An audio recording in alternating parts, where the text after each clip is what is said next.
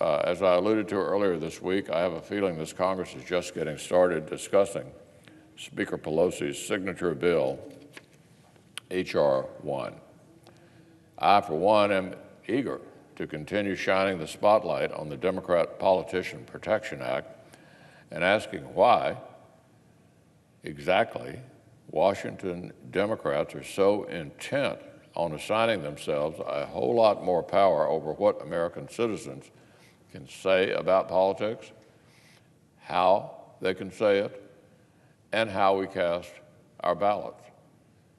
So remember, Mr. President, among the many fairly blatant power plays built into this legislation is a naked attempt to turn our neutral Federal Election Commission into a partisan weapon. The FEC is a body that, since Watergate, and for obvious reasons, has had an even-numbered membership and equal division between the two parties. Enforcement and penalty require both parties to agree, or at least one commissioner from one party has to agree with 3 commissioners of the other party. This is meant to ensure that complaints are evaluated on their substance, not for purely political considerations. Well, I guess Speaker Pelosi and her colleagues are tired of playing fair and trying to persuade the old-fashioned way, because the Democrat Partisan Protection Act would take the FEC down to 5 members,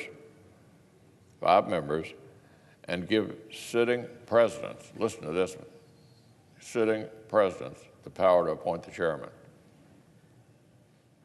So they turn the FEC into a nakedly partisan body and give the sitting president the appointment of the chair, where his party or her party would have a 3-2 advantage.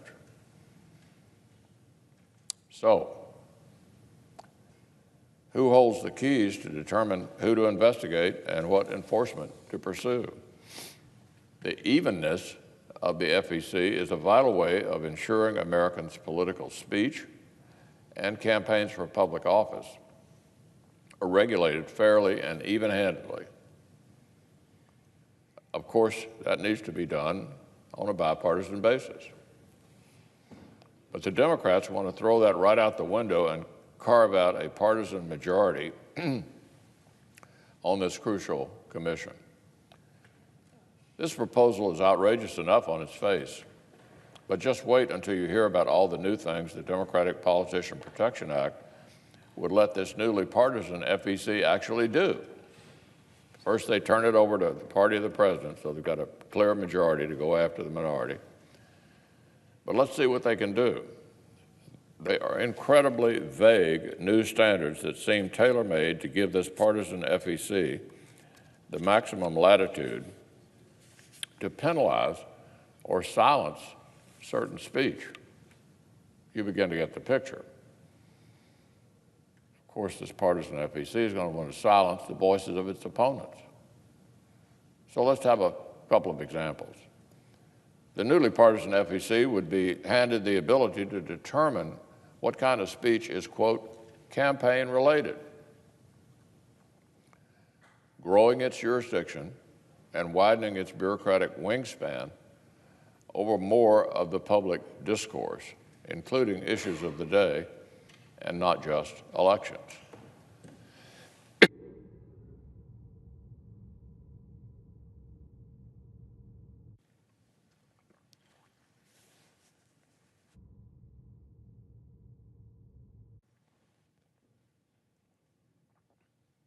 So, private citizens, for example, would be required to make the government aware of times they spend even small amounts of money to engage in First Amendment activities. Private citizens have to notify the government if they're going to engage by spending small amounts of money on First Amendment activities, expressing themselves, or they face penalties. More speech would fall into this category, where Americans have to dutifully notify federal bureaucrats that they're speaking their mind or else pay a fine.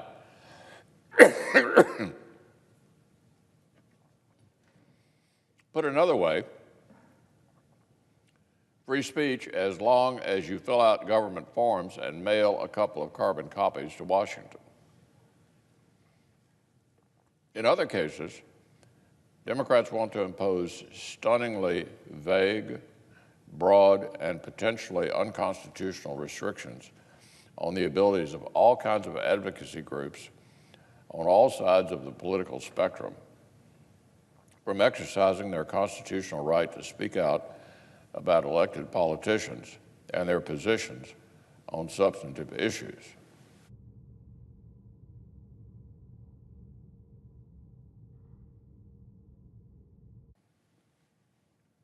So let's go over that again, because I know this is a technical subject.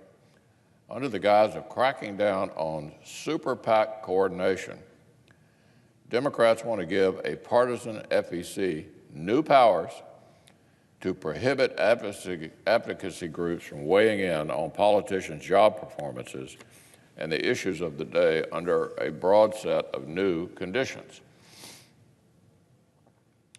Washington Democrats want individual American citizens, civic groups, trade associations, labor unions, and nonprofits to face more restrictions, more hurdles, and more potential penalties for daring to have an opinion. For daring to have an opinion about the political races that decide who gets to Washington in the first place. Call me old-fashioned, Mr. President, but I remember when both political parties were more interested in trying to win debates than in trying to shut down debates. This will be an FEC designed to stifle free speech and tilt the playing field in the direction of the party of the president. I remember when constitutionally minded leaders on both sides of the aisle would have recoiled at efforts to chill or even prohibit private citizens' ability to speak. And let's not forget, in every one of these cases, when these fuzzy new lines and vague rules need enforcing, who has the final say? Why, it's the newly partisan Federal Election Commission that determines who gets to speak and who doesn't. So my Democratic colleagues are trying to muddy the rule book and mount a hostile takeover of the referees all at the same time.